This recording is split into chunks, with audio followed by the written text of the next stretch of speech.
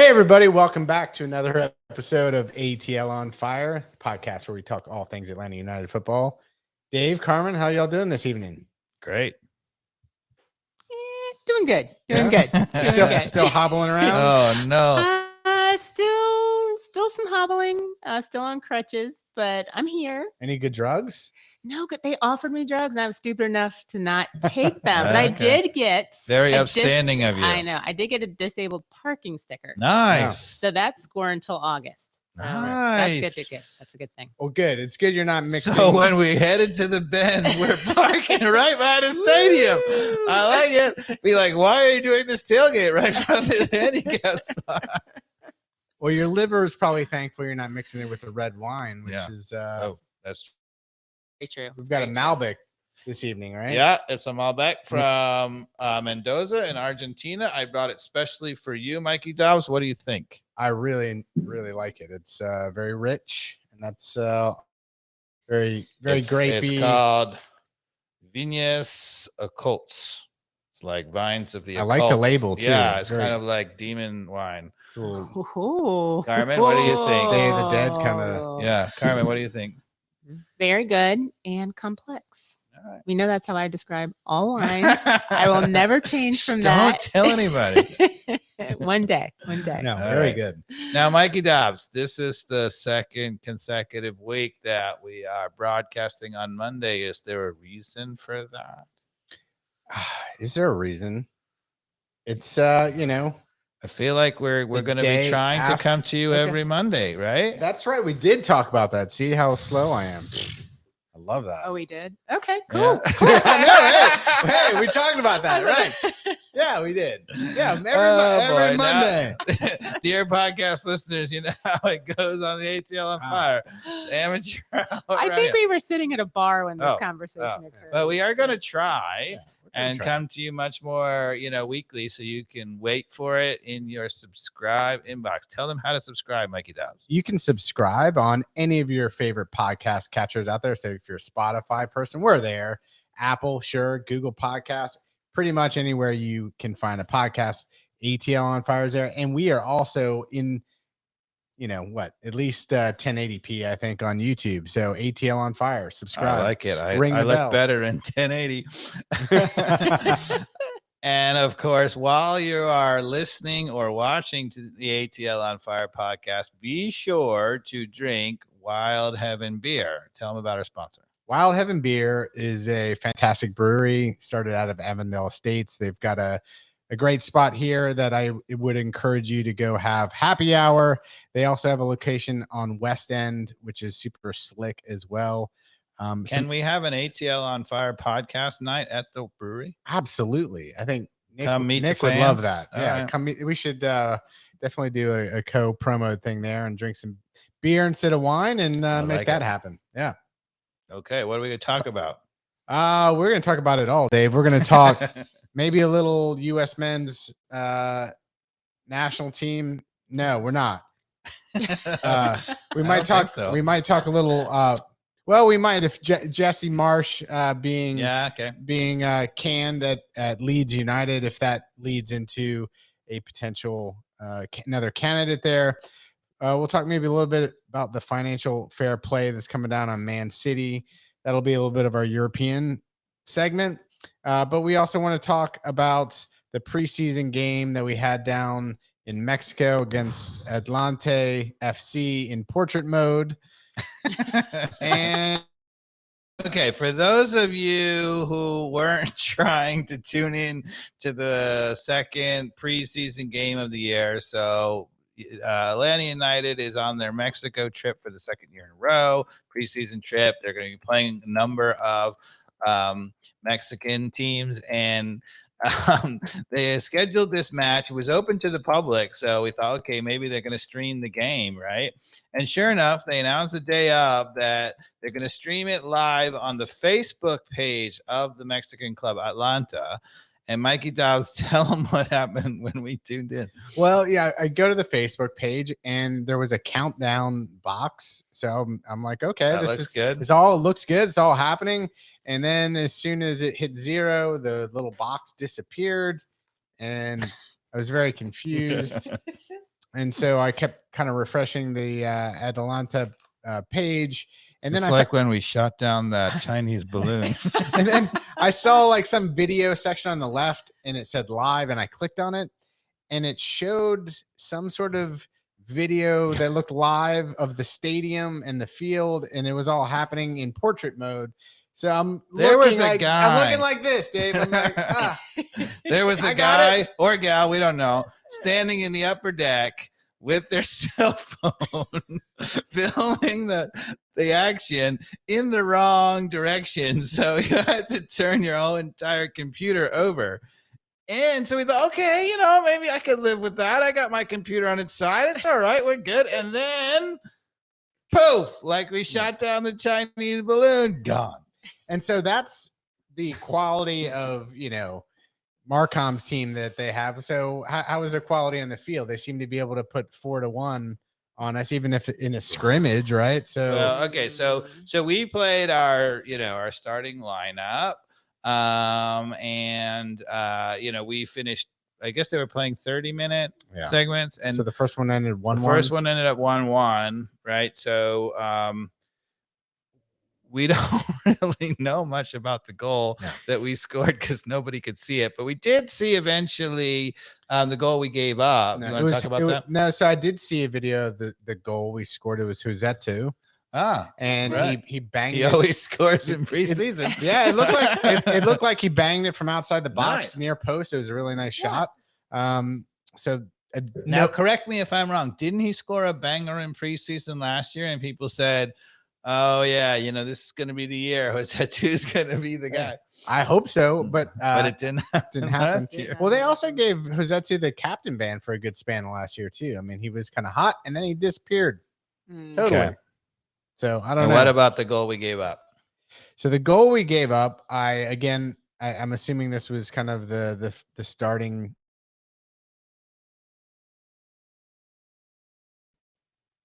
Uh, 30 minutes. Yes.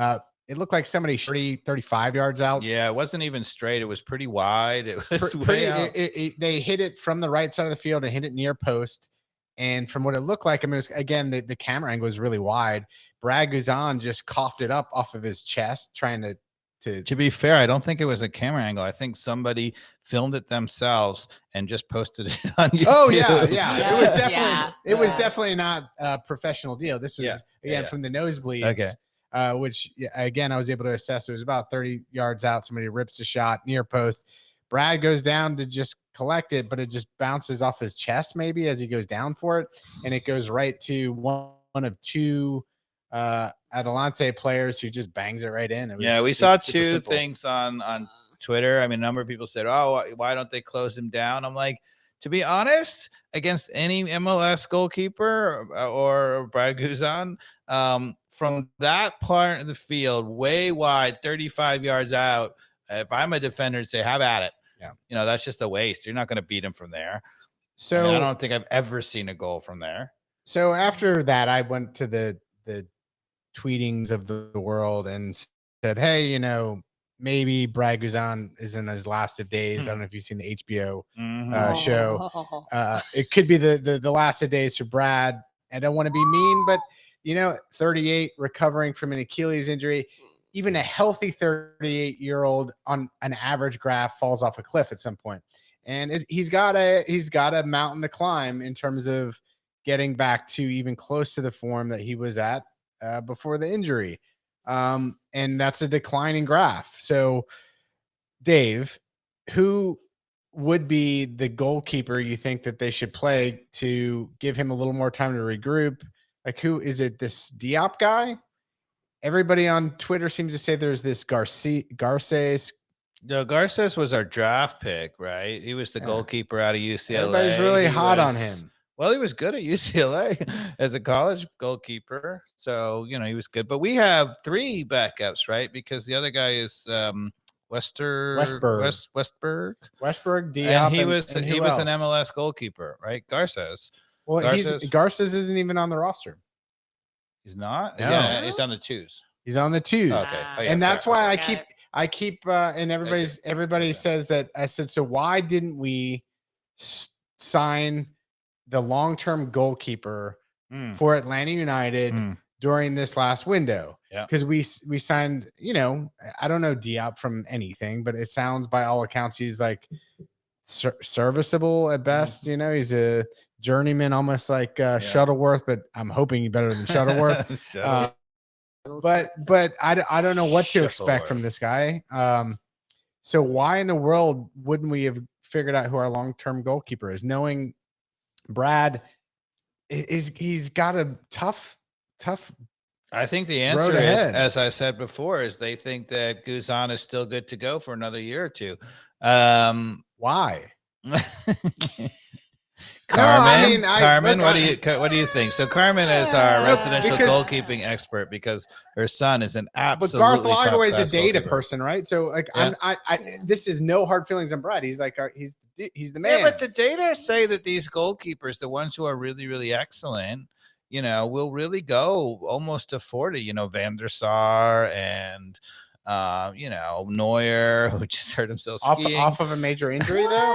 He hurt himself skiing? Yeah, he tore his ACL skiing. So you're saying to 40, right? Which is he's in his twilight of the last 2 years there. Yep. Off of a major Achilles tendon rupture. Yep.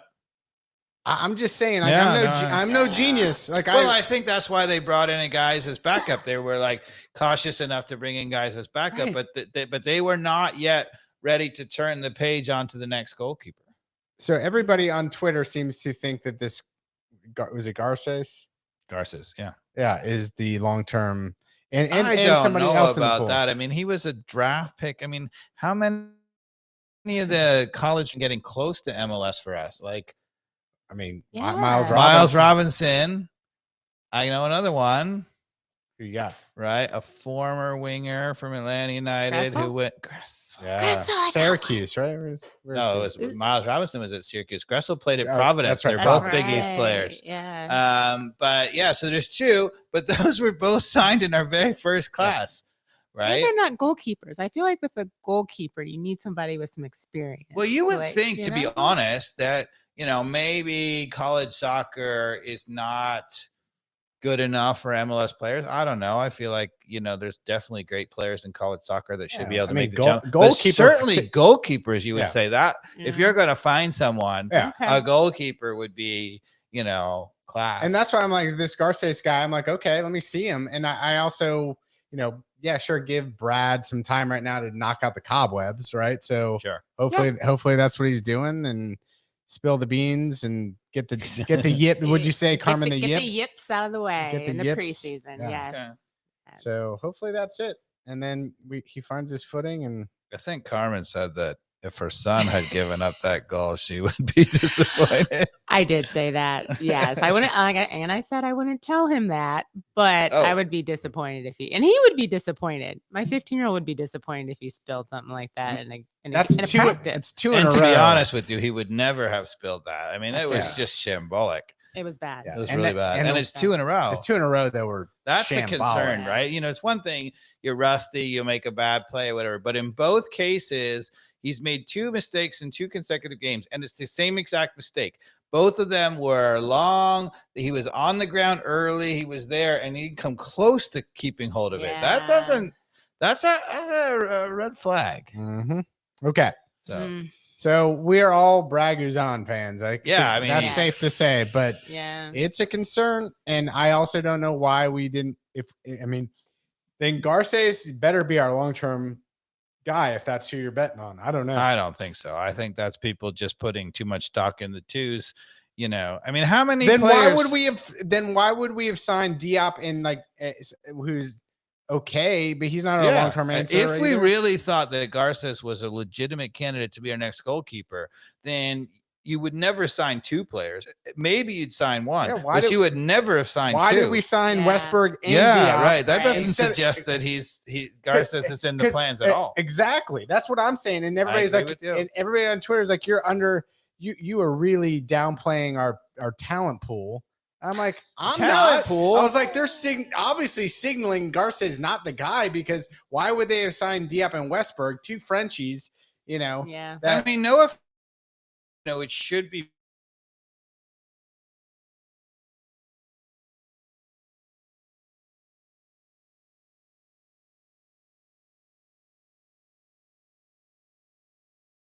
Machop Chol hasn't shown us anything yet, right? Before that, it was Lagos Kunga who didn't come close to playing for us, right? I mean, this pipeline that people speak of, I mean, who has come out of the twos? Jackson Conway hasn't done anything for them. He may, maybe he will, but, there is nobody that has come out of the twos through our system that has made the club. None, right? I mean, can we name? Am I missing someone? Have we met anybody who's made significant contribution to the club? Not that I can think of as I sit here. Yeah, it's all just like scratching, and everybody's so excited about it. I'm like, the guy the center back on the twos, who was a product from the academy. And I'm just Campbell. Campbell came out of the twos. You could say he made a contribution, but he's gone now. Yeah, Campbell. Right? Not McFadden. He played a couple. McFadden was a draft. He didn't come from the twos. Oh, no. He was a draft pick. George Bello was a product of the. Bello came out. So there. Now we got one. Okay, so there's one for sure. Bello absolutely came through the academy system, made a major impact before we went to Europe. So there's one for sure. Okay. Is he just disappeared? What's his scoop?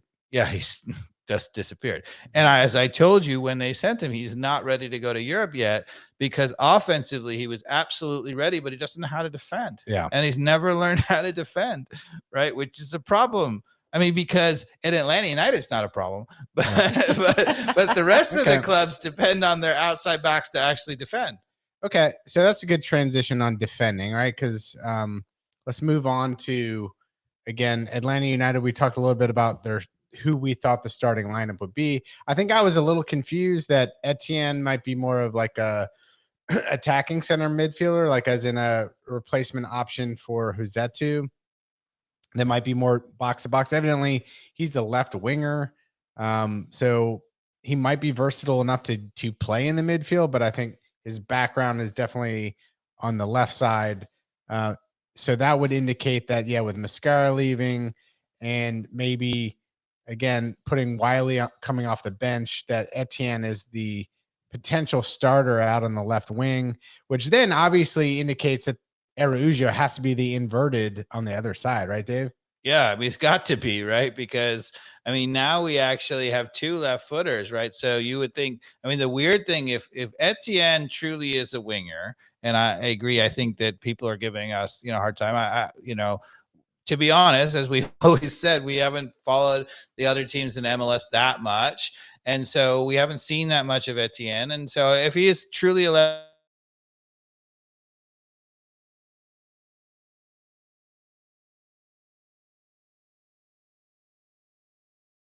I don't get that either, because I feel like Wiley's on the up, but I assumed that even if he played a little bit left winger for Columbus, that they saw him as one of the attacking midfielder roles, and they would still have Wiley's homegrown too, by the way, we were talking about, right? Yes, but I wouldn't say he's made a major impact for us. No, I think as far as somebody I believe in to be able to make a major impact, certainly should be. He's probably at the top of my list, though. And so now you bring a guy in to block him from any progress in minutes. Interesting. No? Yeah, I completely agree. It's a bit of a head scratcher because he's, 25 or 26 or something. So that means he's out on the left, which means that now who's in the center, right? So Alonso recovering from a knee injury. I mean, right? Best case scenario, he's coming back in the summer with. Yeah, but Alonso is a defensive midfielder, right? And he's a Sosa cover, or Sosa's a cover for him. That's not an attacking midfielder, you would say. No, not attacking midfielder. So like in a type of role, Barrow could swap, right? I'm thinking of like a defensive posture, where you've got Sosa, and Ibarra. You're missing the obvious one who we don't like to talk about. No, I'm not going to mention his name. Stop it. He is not. No. He who shall not be mentioned. Sadich. No. I said it. Sadich. What do you? I mean, why is it? He has no point in being said. That's not proper English. No. He doesn't deserve proper English. No, he doesn't. He doesn't. Okay. All right, go on with yourself. Talk about a Marchetti getting in there. So what's the midfield? If he's out left. So you got Sosa and then Almada. Who's the third?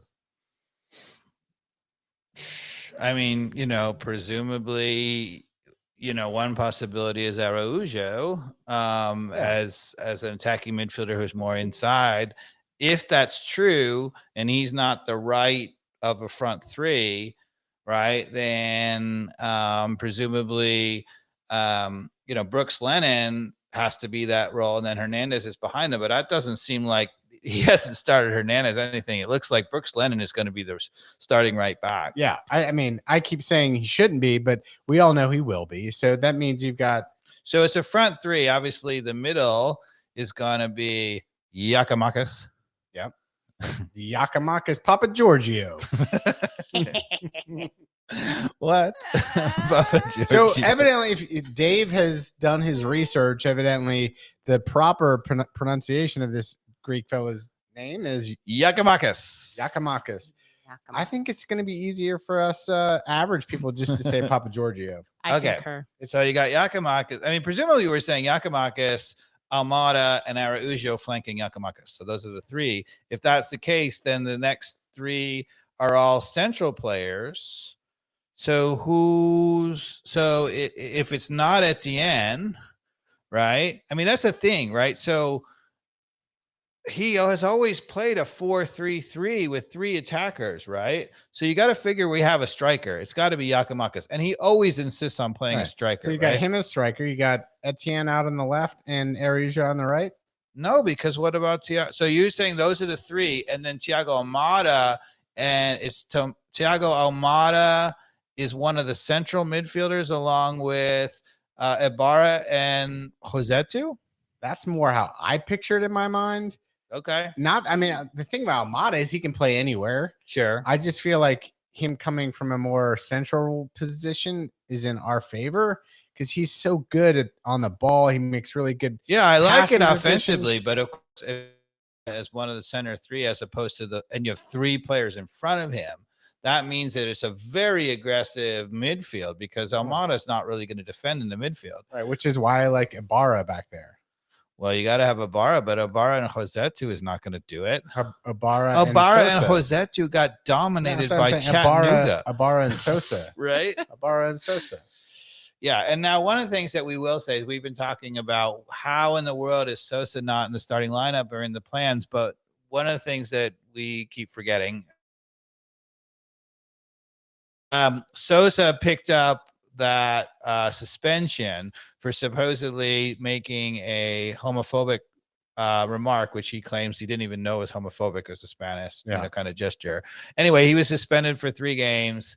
He served 1 game at the end of the year. So he's suspended for the first 2 games, which is, I presume, why he's not in there. Although here's my question to you, Carmen, Mikey Dobbs, feel free to jump in, right? So if, let's say, Sosa is your starting defensive midfielder, right? But he's just not available for the first 2 games, right? What are you starting in these preseason games? Are you going with the team that you think is going to be your permanent team, or are you going with the starting lineup for your first 2 games?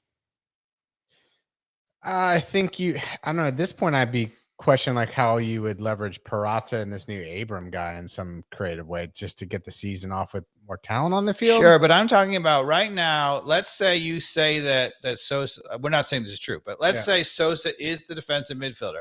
If you are Pineda and you see him as your starting defensive midfielder, but you know that he's not available for 2 games in these preseason games, do you start him or not? That's a great question. I think that no. I mean, Sosa knows how to come back and he knows how to play the position.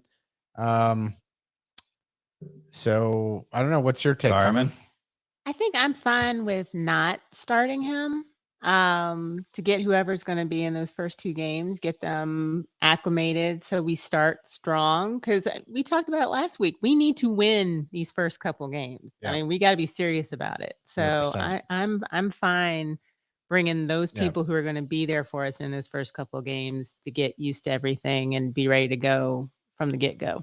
And I completely disagree with y'all. Okay. Because if I'm preseason, I'm trying to build my top lineup. I'm trying to get people to learn how to play together.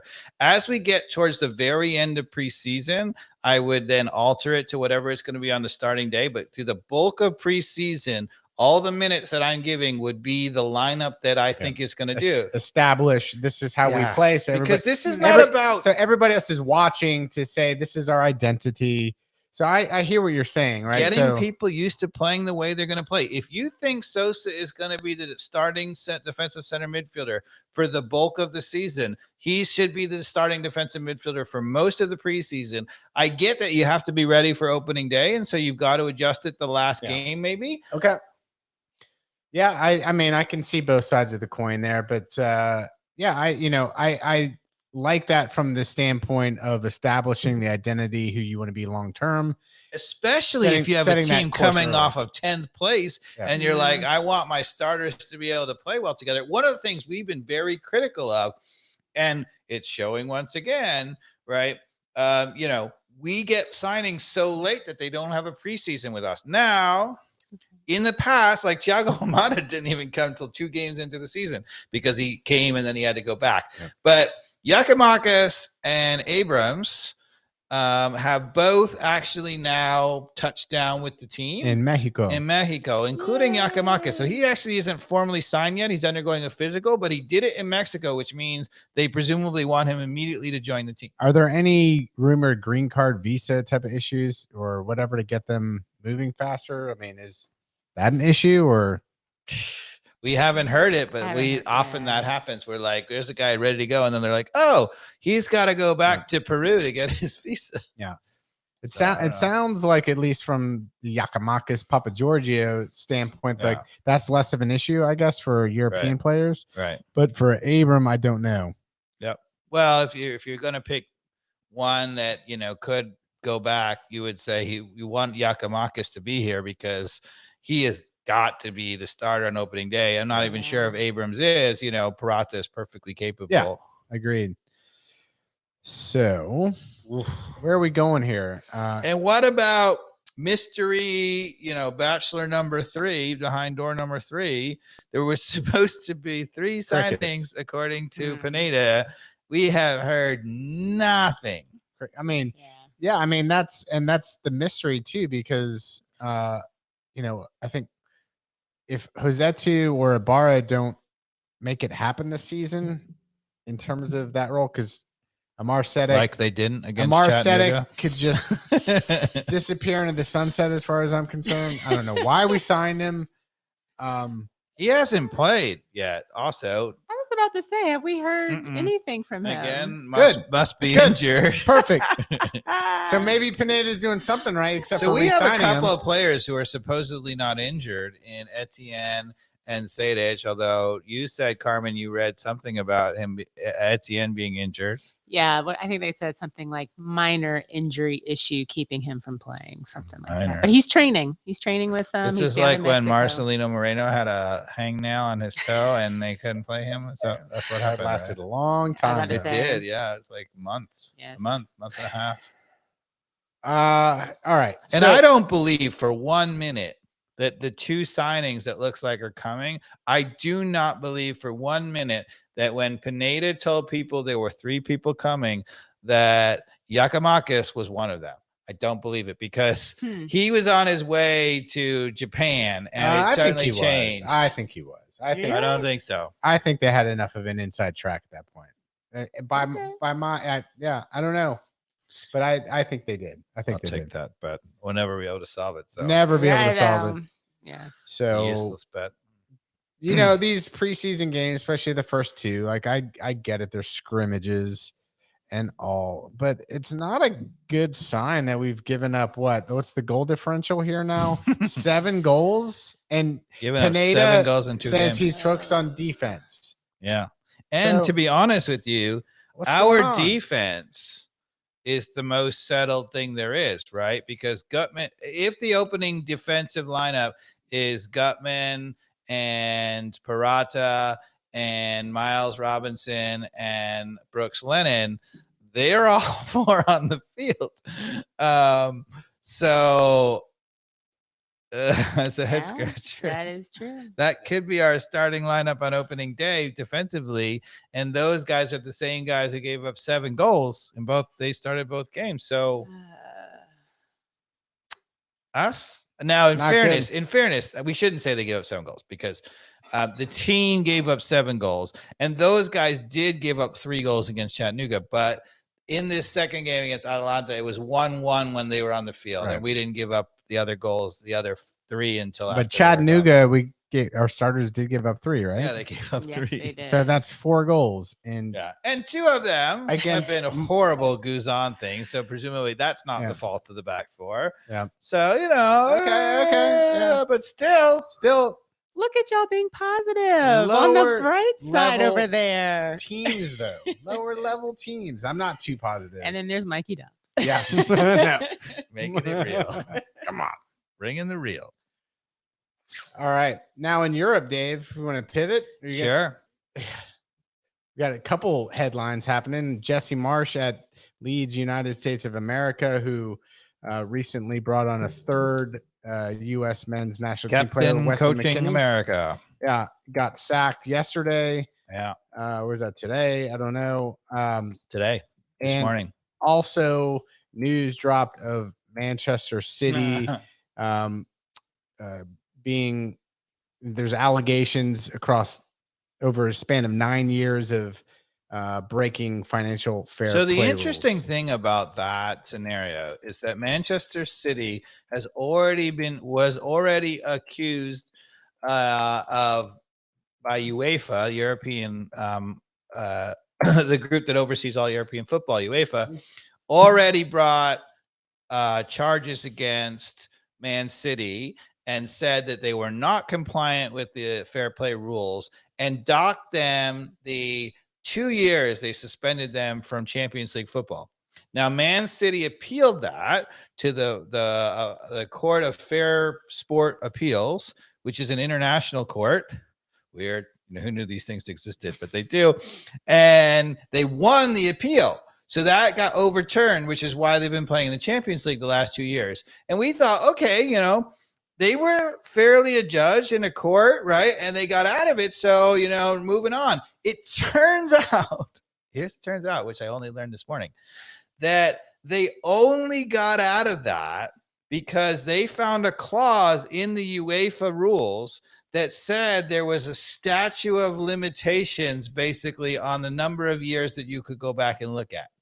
And so they didn't argue that they were not guilty. They argued that they couldn't bring the charges because it happened before and the statute of limitations had run out. And they won based on that argument. So, Carmen, you're a lawyer.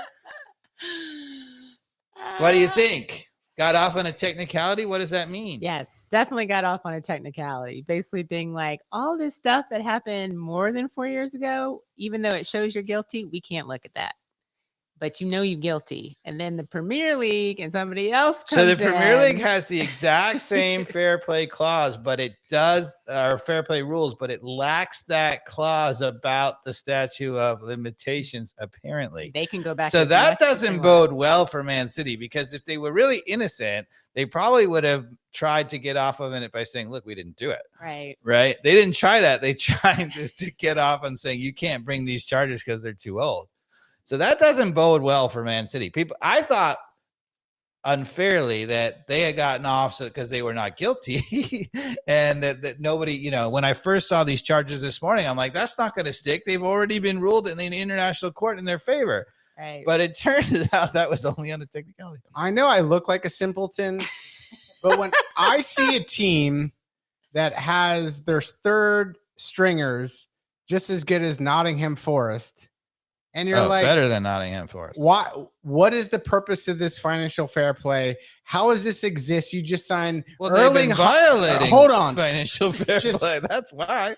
And almost every other probably big team in the EPL has been doing it too. True. Juventus is doing it.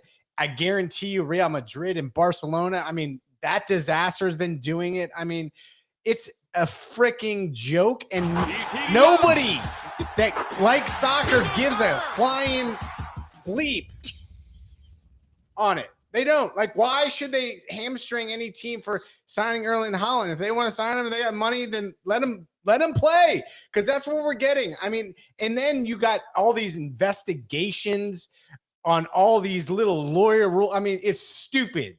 It's so stupid. Go ahead and hit the button again, because I'm just. He's heating up. What's the point?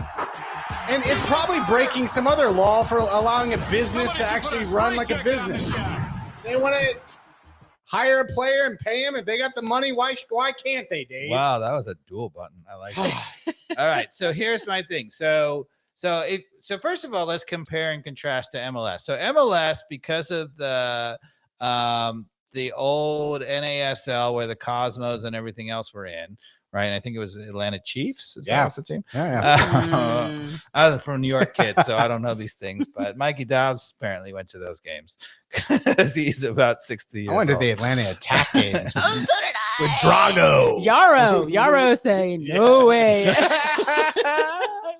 Wow, you guys are probably at the same game. We were the three people there.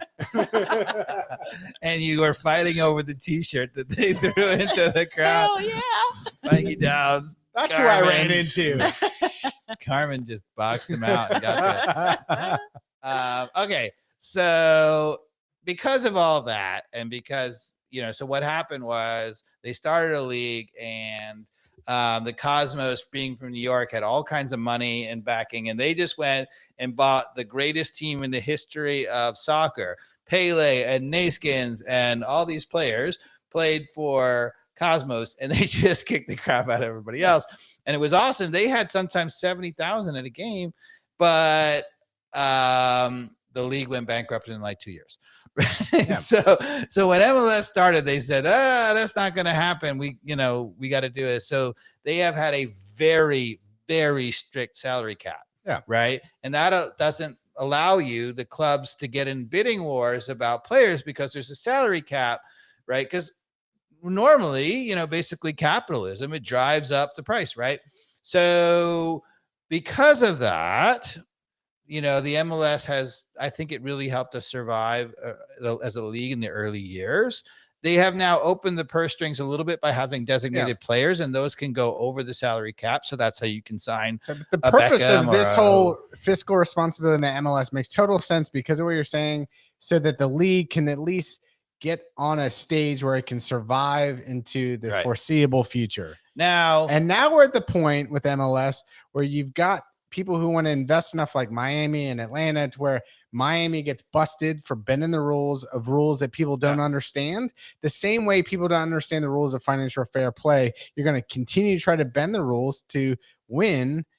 And even more so, I think, for European football, it doesn't even matter. Europe has had a history. There's been some Premier League teams, for example, was not in the Premier League era, before the Premier League era, that spent so much money and went bankrupt. And so they have had rules for a long time that if you are basically in financial arrears, if you're bankrupt, then you can get docked points, and to avoid this, right?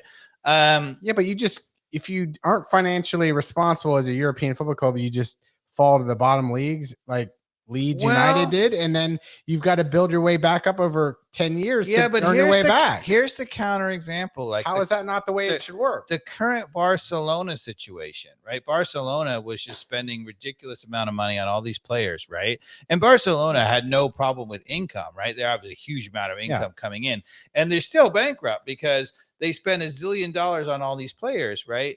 And so they're trying to avoid that. The whole point of financial fair play is like, look, if you are a fantastic club and you have a huge audience and you can convince, Chevrolet to be on the front of Manchester United jerseys for $100 million, which is supposedly what they paid or something just to be on the jersey, right? Good for you. Go for it. But they just say that, okay, you have to be somewhat financially responsible so that if you're bringing that in, you can only spend that. And Barcelona, God bless them, was bringing in a ton of money and still overspent. It's their company, it's their business. Yeah, but now they're bankrupt. So now what? Good. Then go out of business.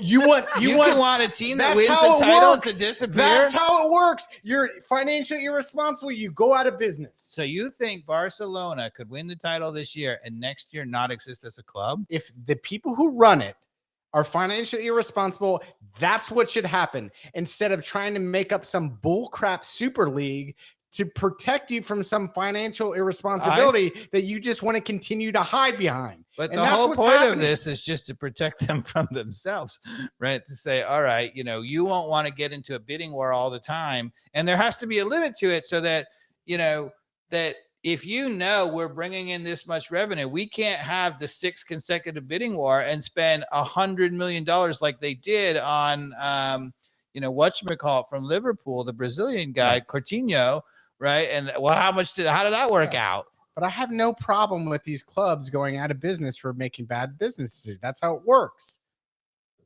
That's how business works. You make the wrong bets on your employees to produce the end result. But I don't really think the financial fair play rules really.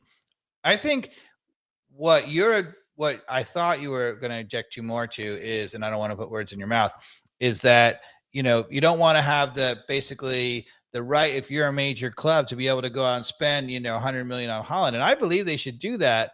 If you're a big club and can bring in that revenue, go for it. But, I'm not sure we should be in an era where people just bid up players for no reason. Everybody pays too much. People. And then it's a business. Yeah, sure. It's not people. It's a business. It's a business. It's not people. I agree. They're hiring employees and they're trying to make a profit. And if they don't make a profit, and that continues over a number of years, bad things happen. But what happens is that, somebody will make a ridiculous bid for, not such a great player, and it drives up the price, right? And then somebody pays it, and then suddenly 2 years around the road, now like all these clubs are going bankrupt. Yeah. Like that's what happens in normal businesses too. If the talent you have to think about it and make the right decision. Yeah, but the difference between a normal business and a club, right, is the club. It is a normal business. I know, but a club also belongs to a city, to the fans, to the people, and it has a huge impact. I mean, you've been watching Wrexham, right? Yeah, they're look fans at what happened to Wrexham. It killed part of the city, right? Correct. So there's a slight different thing there than a normal business. Well, the slight difference is that there's actually fans of businesses, which is weird, right? Like early days, you could say early 5 years of Google, people were fans of Google, and look how that's turned on them. Everybody hates Google now. But you could say they were the darling of the tech the first 5 years. I was Google. So I'm just equating it to that, right? Okay. Over time, what happens is a business is going to be accountable, and they have to be accountable to stockholders and all that stuff. If you're the big dogs. Okay. Simple. I don't have a problem. I don't have a problem with just fair because play. People are emotionally invested in the business. Yeah, I can Carmen, what do you think about fair play? Do you think it's okay to exist or no? I'm torn on this one. She's a lawyer. So I know. I am torn on this one. I kind of lean towards Mikey Dobbs in the sense that they're business. I know it's weird, but it's businesses, and you just whoever gets it done. Okay. I mean, isn't that the whole point of relegation and promotion? These poor guys. I do agree with especially Wrexham. I mean, one thing you will say. Let's take the Rob and Ryan example, right? Mm-hmm. They spent $2.5 million on a non-league team. Right. Peanuts. What do you think people spent on buying the Wolves? I don't know what conglomerate. Well, right now they're talking about Man United at like company. What, 5-8 billion? Something like that. Right. So I mean, literally like 2.5 million versus 500 billion, right? I mean, it's not even. We're not even talking. So all the power to those guys for being able to go up against a Sheffield United championship team, which is 70 teams above, and even compete. Well, they realized the flaw in the system, which is you could buy a team at 2.5 million, and then you could spend all this money. I think they're realizing what I'm saying is these big teams are going to have to deal with the fact that they have to run their club. It ain't a club. It's a business. you're not running a club that's here for the community. You got to actually make money. You got to make money first and foremost. Okay. It's sad. All I right. know. Well, hate me for it. why Hit us up. Why do I have to be the bad guy? You're not a bad guy. Somebody should put a straitjacket on this guy. It's almost like football should be a pure game. You know, Should be like a real pure pure. Just like back in Guadalajara. You say it? I do it, coach. Football is life. Football is live. Football is live, coach. I got new buttons. I was a little slow. Sorry about that. Hit the other one. I can Okay, do okay. it. Hold on. Danny Rojas, Danny Rojas, The podcast. Football is live, officially coach. Football is live. Excellent. New season, new buttons, people. Danny Rojas. Football is live, coach. When is the next season dropping? Don't know. Oh, you know, Wrexham plays tomorrow. Yep. 2:30, 2:45. On ESPN 2. 8 and Oh, for our, upgrade. That's because it's during the week. So For our drop the listeners- plus, add the 2. they are playing it live at Wild Heaven Brewery. Oh, nice. So- Go to the brewery. If you're a watch the slacker game. in the middle of the afternoon, like some people I know, We don't know anybody like that. No, and I'm always working very, very Yes. hard. Danny Rojas. All right. That put me in such a good mood there. It did. I'm like running highs and lows right now, but the financial fair play stuff does get me fired up. Okay. Because I mean, also at the end of the day, right? Like, what good does this do? And it doesn't do any good for the English Premier League. Doesn't do any good for Juventus and Serie A. La Liga hates it, obviously, because they're just trying to eject themselves into some other league because there's only 2 teams in La Liga. Like it's like the whole thing is just this whirlwind of nonsense. Okay. Also, when it go bankrupt, what- then people stop being paid. All those lower players on the No, they Serie B don't. team. Erling Haaland's going to go to some other team, like, and he's going to get paid Yeah, but and the paid. players on the Serie B team. But he's probably eventually going to get paid, Dave, what his actual value is, instead of some of these inflated prices that the Poor guy. EPL has created. All So right. what will happen is the market value of these players comes down to earth on what these clubs can actually afford. Fair. Capitalism in its purest. I Damn like it. straight. It's a natural Um, hand. Yes. Competition is the invisible hand that brought the best possible goods to the consumer at the lowest price. Adam Smith, Market That's Economy. right. Adam Smith. Okay. There you Good go. call. Look at you. All right. Look how smarties. Who thought I was a scientist? Okay. Leeds. Jesse Marsh, gone. Gone. Mm. Okay. So you were saying that you didn't expect it. I expected it. Did you? I'm just gonna No, go right out. I there. didn't say I didn't. Oh, I thought you said you didn't Carmen did. expect it. That- Oh, Carmen I did was expect not it. expecting. Carmen, Carmen. Tell us why you didn't expect it, Carmen. One, because the guy on NBC Sports told me that it wouldn't happen.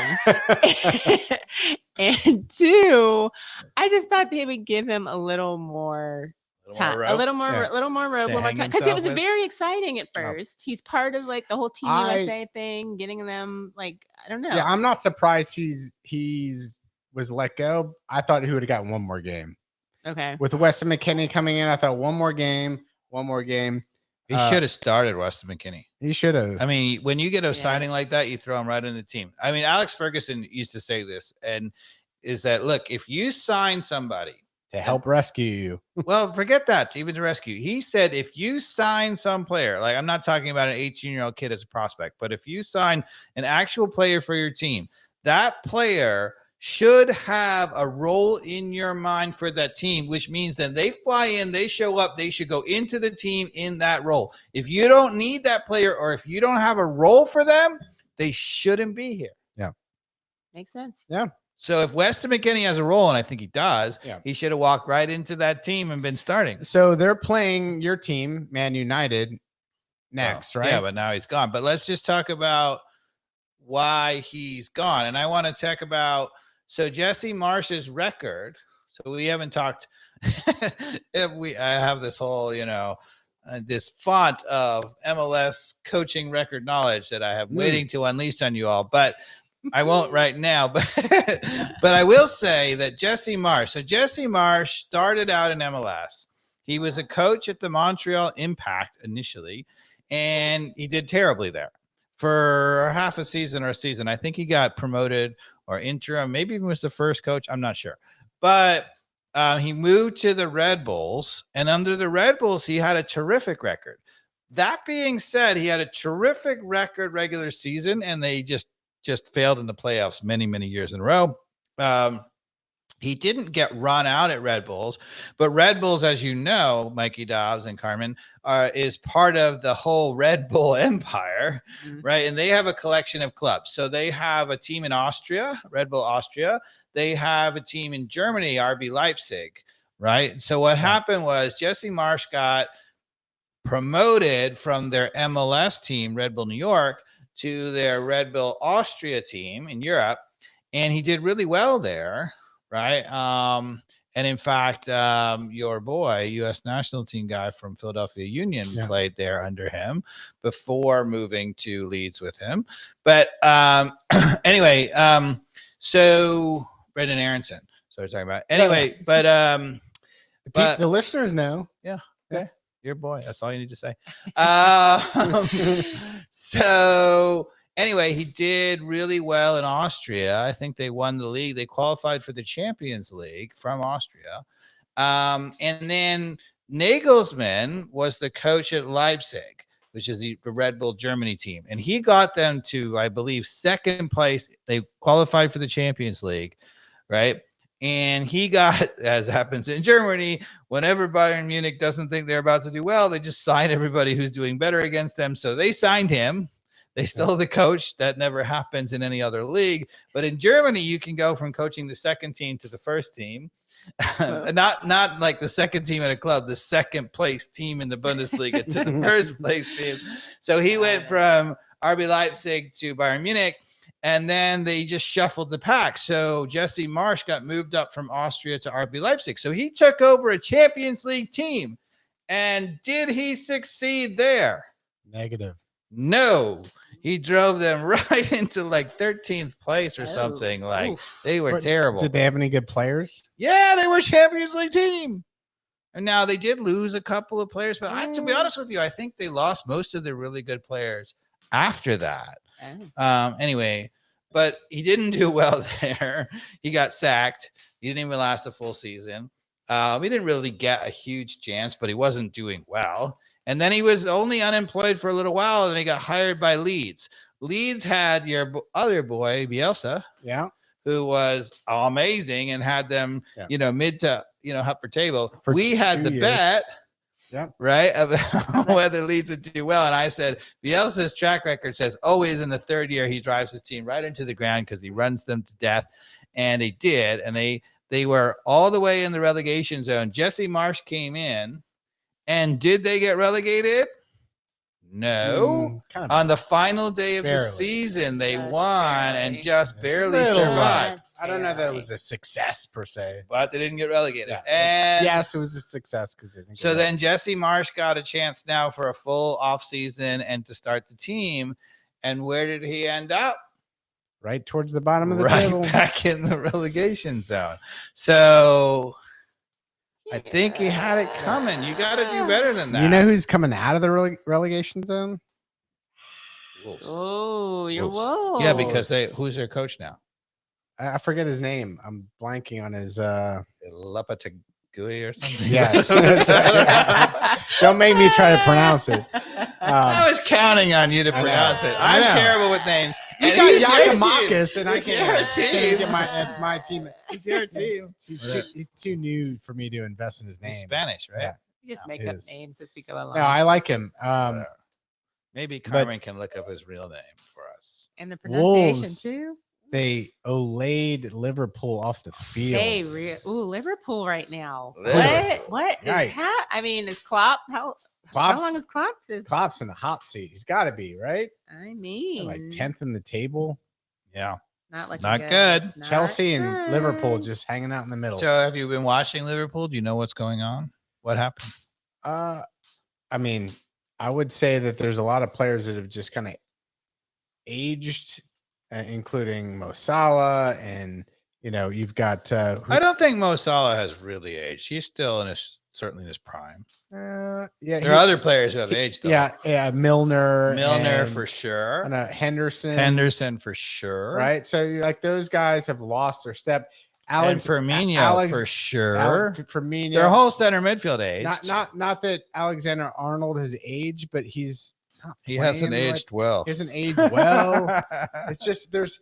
But here's the thing about Trent. You lose that mojo as a unit when you're those guys we just mentioned were the heart of something that everybody believed in, and it's just fluttered away. Well, so what happened in that team has Trent Arnold Alexander going forward, and he's terrific going forward. He's not so good defensively, and played pretty good defensively actually against the Wolves. Sure, but what I'm saying is that team was built to press and be up the field, and when Milner, Firmino, and who else did you just mention? Henderson, right, were in their prime. That was a heck of a midfield, and it was a midfield that didn't actually always get that far forward, so they were there to start the press, right? As maybe we might talk about Atlanta United. One of the problems we have is we don't have players there to start the press. So those guys were sitting there. And in addition, they had, when they ever got beat, they had Van Dijk, who was amazing. So Van Dijk's been injured, right? So they no longer have the guy to bail them out. Their central three midfielders are old, right? And they lost Mane, the other guy who pressed well up top. And Mane. Suddenly snowball effect. And what does Liverpool look like right now? Like it's average at best. They look very similar to Atlanta United. Yeah. I think they have some of the same problems that we do. Yeah, I don't know. I think it's a hard one to equate to. But going back to Atlanta United, Dave. I'm not saying that do you know how to beat Atlanta United? I do. Curious. Would you like me to tell you? I totally would love to show the listeners how other MLS teams can beat Atlanta United. This is not okay. You keep talking. I'm going to move over here. What's happening right now? Well, it's not a popular opinion, Carmen. And so as you shift us over to the tactical diagram, which Dave is going to walk us through. What is happening? His layout here on why we continue to be vulnerable on counterattacks and how it's avoidable. Dave is going to get some headphones here. Carmen, here's some headphones for you. And we're sharing. Look at that. Sharing. I don't know if I like Dave on my producer couch. What's happening? You still get your own microphone and headphones. All right. So you're all right. You're all right. It's all happening. So if you're listening to the podcast, we are juggling around. What just happened? So Dave can actually diagram on the YouTube here what we think the starting lineup will be for Atlanta United, all things being healthy, what we think Pineda will start, and why Pineda continues to kind of play his tactics that he does, and why that might set us up for continued failure. Dave? I'm going to make two changes that I think Pineda is actually going to make. I switched some of the players, but anyway, so if you this is to start the season, basically you're saying? This is what you think Pineda is going to have as kind of given people coming back from injuries. Is there we have no idea about Abraham, that could be Parata, but outside of that, I think this is probably the likely lineup on opening day. So Guzan, Abram, Robinson, Lennon, Gutman. It could be Parata, so we don't know. Could be Parata. We don't know about it. Then you're saying our midfield is Rossetto, Sedic, Araujo and Etienne on the wings, Almada as attacking center mid, and Giakoumakis, Papa Giorgio up front. Right. All right. Go, Dave. Sorry to interrupt you. Setting the stage. This is a, even more dramatic example of what I'm supposed to give you. Now, one other thing that I'll say, so if you're listening to the podcast, this is a very visual thing. So I don't know what we expect our people just listening on the podcast to do. But anyway, we encourage you to go check out the YouTube channel because then you'll really be able to see it. Yeah. It's at the end of the podcast. Everybody's falling asleep anyway. How dare you? All right. So what we're going to talk about a little bit is how you beat Atlanta United. All right. So the thing that Atlanta United's system is designed to do is to overload the flanks. I believe that Pineda referred to it as his airplanes. So his airplanes are Gutman and Lennon. Okay, so here's how it works. So right now the ball is been rolled out by Guzan to Robinson, and we're just starting a normal attack. Whoever we're playing against, in this case, I chose to make the team that we're playing against play a similar 4-3-3, right? Okay, so here's the problem. The moment we start to win the ball, what happens is Lennon and Gutman go flying as airplanes down the wing. So I'm going to show you. So Lennon goes all the way. He doesn't stop here. We'll go back to that in a minute. He comes all the way up to here. And Gutman comes all the way up to here. And Etienne is usually scrunched up a little bit. And Yakamakis is at their back guy. And so we often look somewhat like this in offense, right? So we've taken pictures of this last year in the game where we have literally only 2 players back, and you can literally draw a line of 1, 2, 3, 4, 5, 6 Atlanta United players, and we'll say they're up a little bit here in the back, right along their back line. Okay, so here's the problem with it. Right. So the problem with this lineup, what it's supposed to do is we're supposed to get a ball out here to Lennon. Right. And what's supposed to happen in Lennon, by being wide, I think Pineda thinks is going to overload the side and create a 2v1 with Lennon and Araujo against their right back. Okay. Right. But here, the first problem is, as we've documented many times, when you play this ball out to Lennon, he's all the way so far up there that he ends up sort of coming back to the ball. So the moment he gets there, he's not actually turning and trying to go at the player. He has to turn, right? If you're playing against Atlanta United, what you say is, God bless. Thank you, Lennon, for going all the way forward. Thank you, Gutman, for going all the way forward. And you make your outside back responsible for them. Okay? So right now, number 4 on their team is responsible for obvious Lennon. Matchup. They know where to push up and put the pressure. Yeah, so number 4 is responsible for them. You might say, oh, we kind of have a 2-on-1, but we don't really, right? I mean, mostly if the ball's over here, their backs are going to be pinched in a little bit. Right, like this. So there's not really a 2v1 because their center back is there. It's a little bit more like a 3v2, and you would say it's overloaded. Okay, so we have an advantage here. Advantage, right? We have an advantage here, but the problem is the moment you try to run against this, if Araujo takes off, where did he just go? Offside.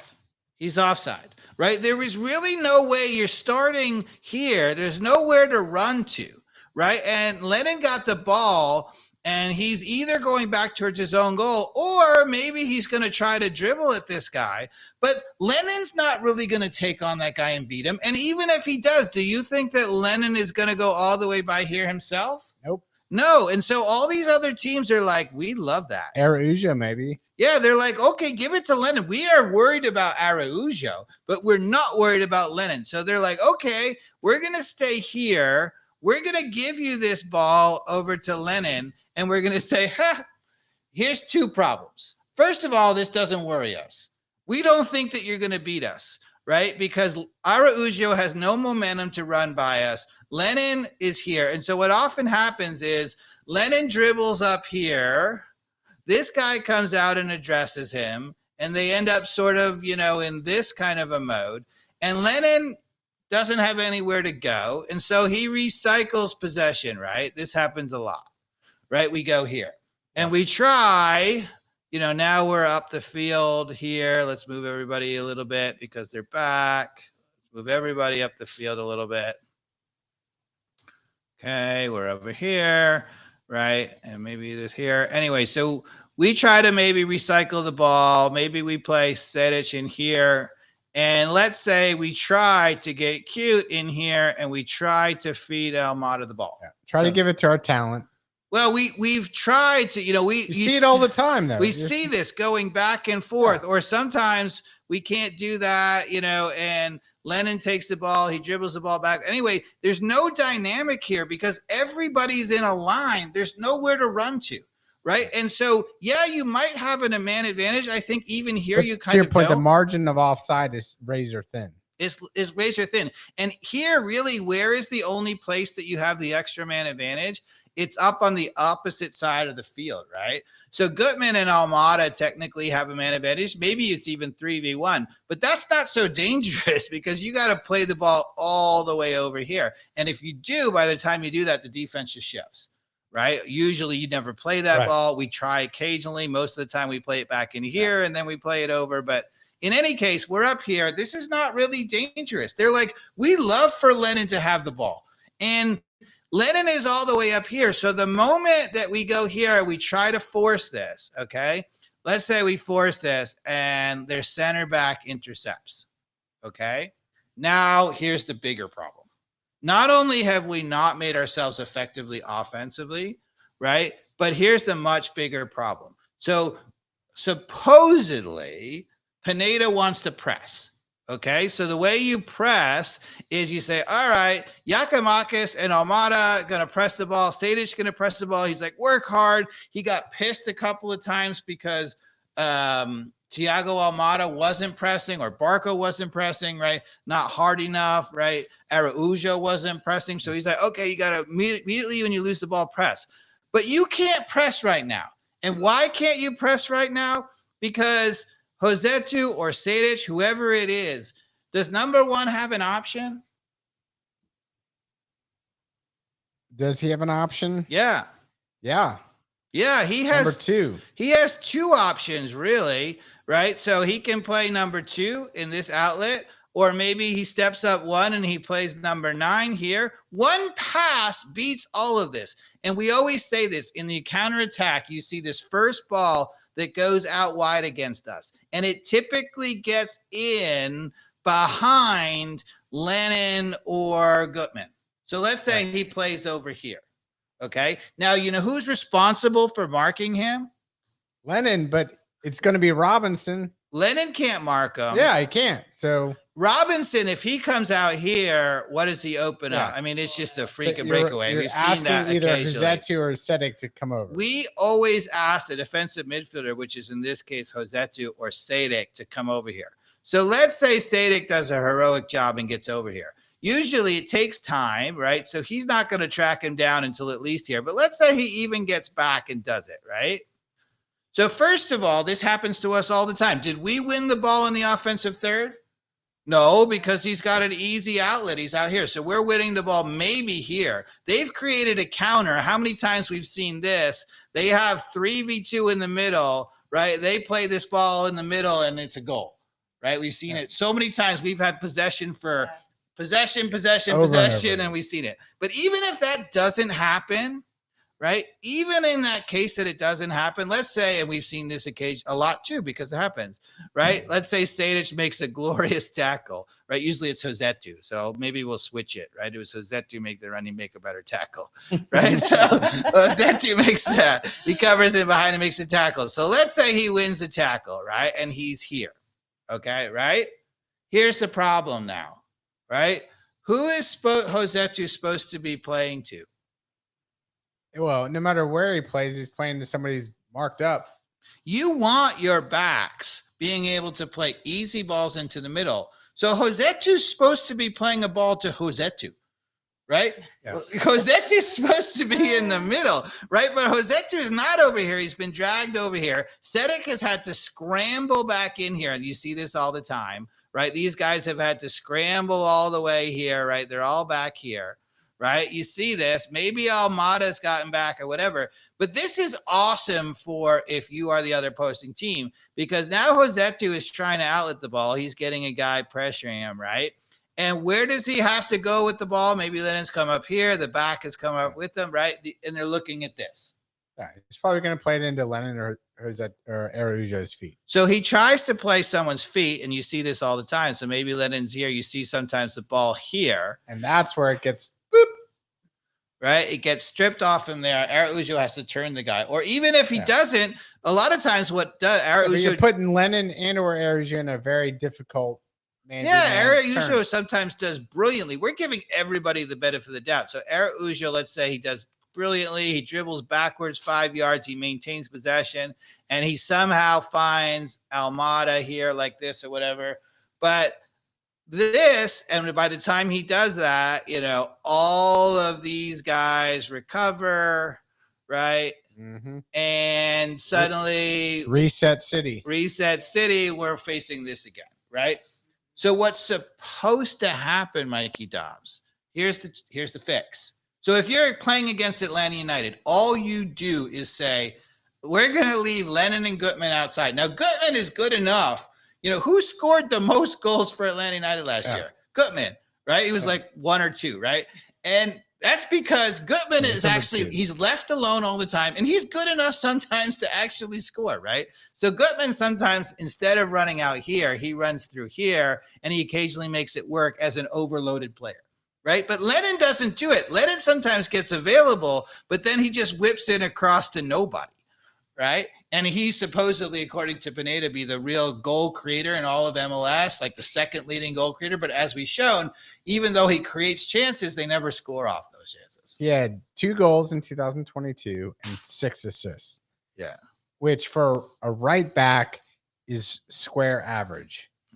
And those 6 assists are total BS, because when we talked about, we went through every single goal. And when he gets assists, they're not off the crosses. Yeah. The occasional moments. He had one inside. That was off a real cross. And then people said, hey, Dave, who is he crossing to? Who is going to finish it? Right. Joseph I'm not going to cheerlead, but guy can finish a cross. So I'm going to go back and I'm going to change this, and I'm going to show you what should be happening. The fix. Okay, so that's how you play against Atlanta United, right? You just literally let those guys go, and they run right up to the outside back, so there's no confusion. They're easy to mark, right? And even if they do get free, they're not that dangerous because they're way out there, and they're not our best players. What we want on the ball is Almada, Araujo. What we end up is the guys on the ball with a lot of possession are Lennon and Gutman. Right. And no offense to Lennon and Gutman, they're good players. On the ball, you want Araujo and Almada. Okay. So here's the thing. So here's the difference. Right. So let's go back. Let's move everybody back a little bit. Back up the defenders on the other team a little bit. Get them in their home. Let's put Gutman back here. Let's put Lennon back here. Let's bring their 4-3. So we're resetting for those on the podcast. Coming out of the back for Atlanta United with a 4 in the back, we've got Gutman, Abram, Robinson, and Lennon, hypothetically, as our back 4, with Sosa, Josetu in the middle, Etienne out on the left, Araujo on the right, Almada floating in the center mid with Giakoumakis Papageorgiou at the striker position. So that's more or less where we started before, right? And I said that Guzan rolls the ball out to Robinson. Right. Yep. So first of all, right. So if Lennon starts to go out here, but instead of going all the way up here where he's easy to mark, if he would stop here, okay. Now as Robinson comes out with the ball, there's a nice little curler right around. Right. He has an option. So this guy has 2 guys to mark. He's a 2v1 situation. Right. And so often we're able to either play this ball here or sometimes even play it out into space where he can get his head up and is running with the ball. Yeah. Ooh. Best case scenario. Ooh. On the front foot, Dave. When's the last time we've seen that? And if he has the cross that you're always talking about, the early ball through the back, he might play that. Because the difference is, in the opposite scenario, he's coming back to the ball like this, right? When he does that, there's no chance for the early cross. But if he's out here and we play a nice little ball in front of him, he's got his head up, in here, this is the Dave, time out. Lennon is a fabulous player. He's a great attacking player. Why would he be playing back as a fullback right there or a right back? Because he's still attacking Mikey Duck. I know, Dave. I'm trying to explain this for people. Because now it's a trick question. It's a trick question because now he's getting it on the front foot, to your point. Yeah. He's not, yes, get up the field. Please get up the field, but get it with purpose going up on your so attack. Now, if he's here with the ball, now their left back has problems because he has a choice to make, right? See, he's got Araujo, he's got Lennon, right? So if he comes out, which he's probably going to do to address Lennon because he's coming forward, right? Now look what you see. Oh, please play it into space to Araujo. Oh, look at that space for Araujo. Now you have the 2-on-1 that Pineda wants to create, right? And that's fine. And the 2-on-1 is not with Lennon, it's with Araujo. Right. So now here's the thing. So out of the back, you have Robinson, Abram, and Gutman shift over. Staying at home. Okay. Now notice Gutman is not here where he's useless and never gets the ball, right? He's back here. So now we have 3 in the back. Always 3 in the back. 3 in the back, right? So let's say Lennon, is here. Something screws up. So Lennon starts to dribble. He comes up here. They play. Something doesn't work out. Yeah, I'm going to say he's watching. He's going to give away the ball. Actually, let's just say he plays Araujo into the corner. And we give up the ball because this guy comes over and wins the ball, which is a little deeper. Okay? So these guys are all here. Let's move up Etienne. Let's move up. Giacomakis is right playing off the front foot of this guy, right? So this is more, and let's move everybody back because everybody got up the field. So first of all, you'll notice Atlanta United was able to get much more up the field, right? That's a good thing. Yeah. So now, there's a chance, even if they win it and they send it back forward, we're going to recycle it. Yeah. So here's the thing. That's called the press, Dave. So as soon as Araujo turns over the ball here, number 6 wins it from Araujo. Oh, Araujo, you shouldn't have given up the ball there, but okay. Should have beaten him and scored. But let's say he doesn't, right? So now I think it should be Sosa, but even if it's Josetu and Sejdic, right? So one of the things you notice, okay,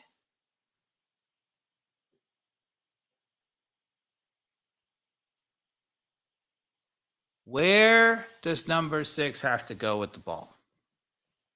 He has to play into somebody who's marked with a lot of pressure on their back. Yep. And even if, let's just say Sejdic went nuts. I mean, they could try the long ball like way into the corner, which is got plenty of people to track that and pin it down. Let's just say Sejdic made an amazing run here. Maybe even let's just blow our whole thing and say Etienne was forward. Everybody was looking for this cross, right? Yeah. It was awesome, right? We're all the way here, right? So now there's an open guy here, right? You see that? There's an open guy there, but okay, can number 6 play that open guy? He could, but there's a chance he gets cut off by Josetu. I love this. If you try to play this ball here, right? He plays it here. There is a chance that Josetu wins the ball here, okay? If he wins the ball here, right, Almada, let's say, has made this early run. Sejdic has reset a little bit because he's gotten back. The moment he wins it, 1 touch to Almada, and he is 1-on-1 with this guy going to goal. Yeah. That's recycling the ball, and that's what we want. Sure. Right. But the thing about it is when they turn the ball over, it has to be marked up.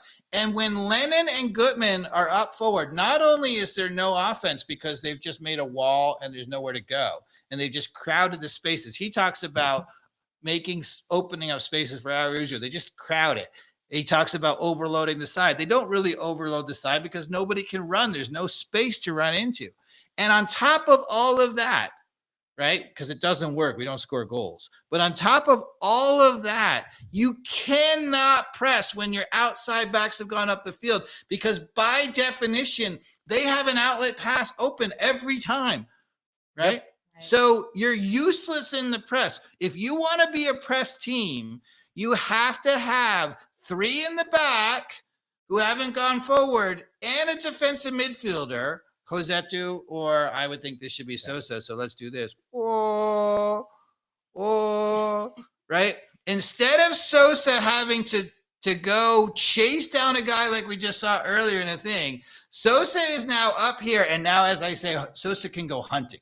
Yeah. So Sosa is hunting right now because the ball turned over here, right? This guy has the ball, but he's trying to outlet it somewhere. Yeah. He's trying to go to 5-2. And even if they have 2v1, I love the possibility of Sosa going take that risk. Take the risk on the hunt.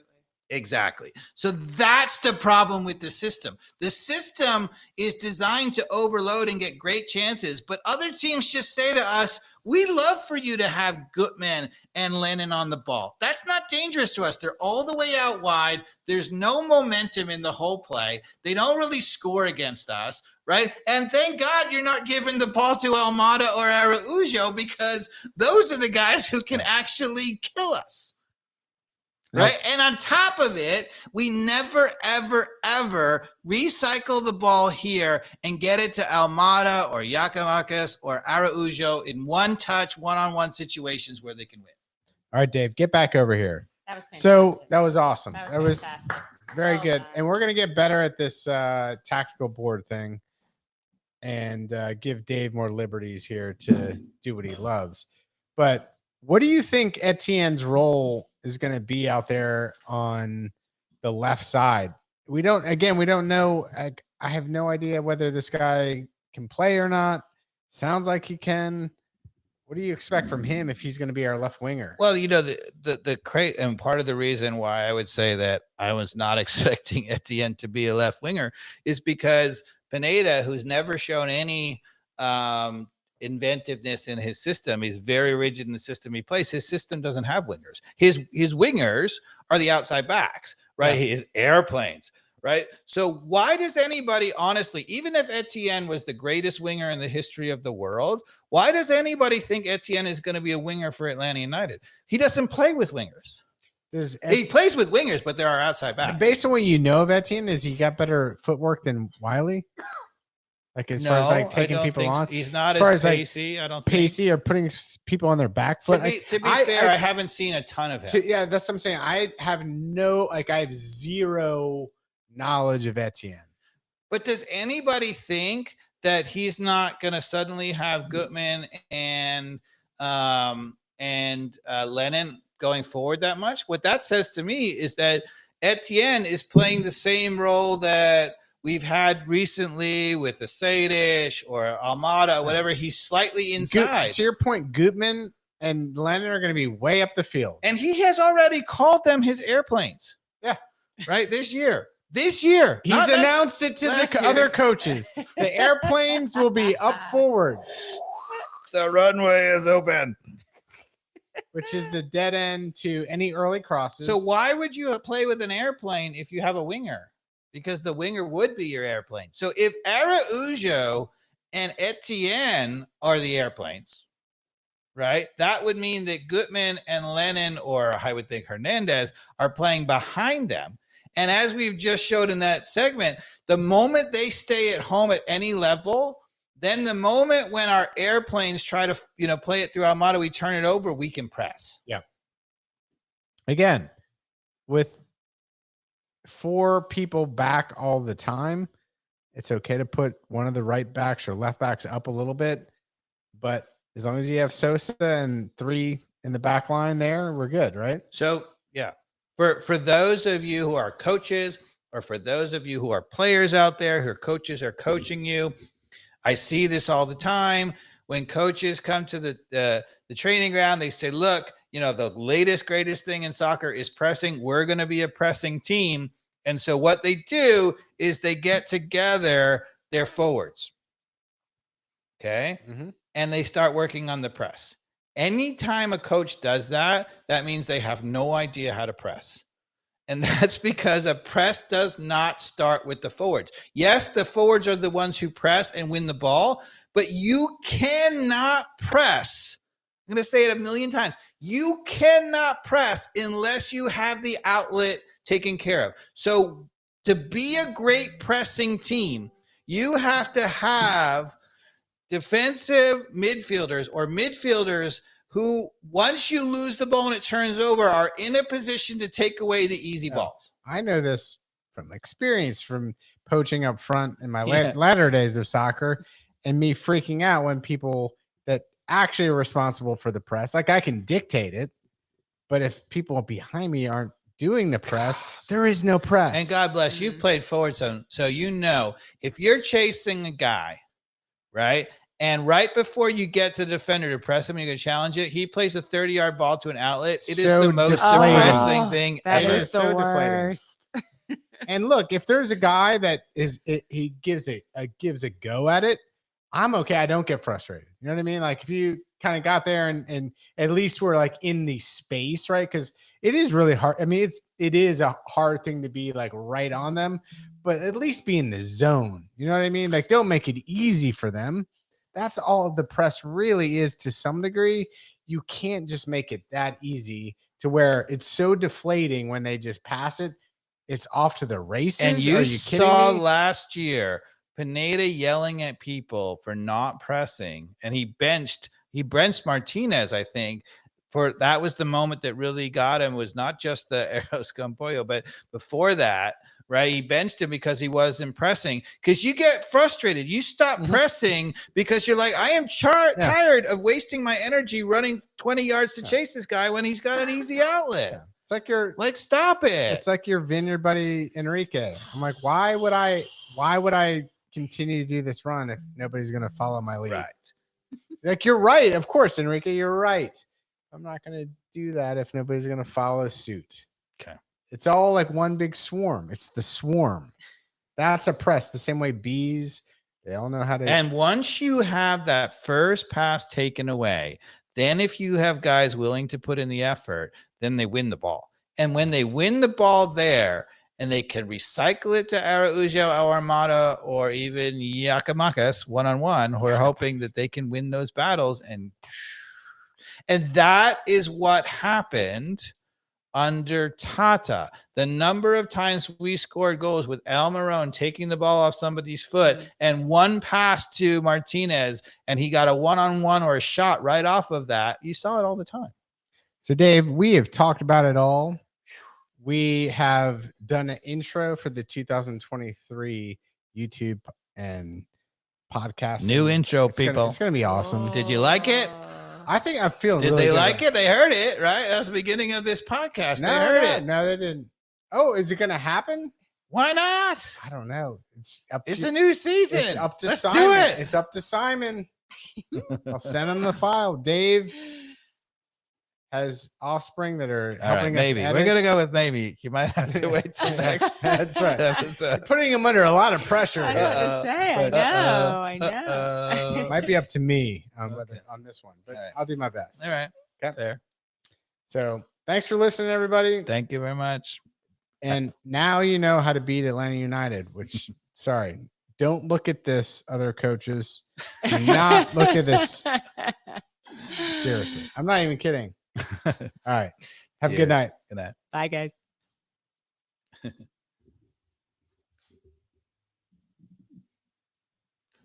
It's midnight.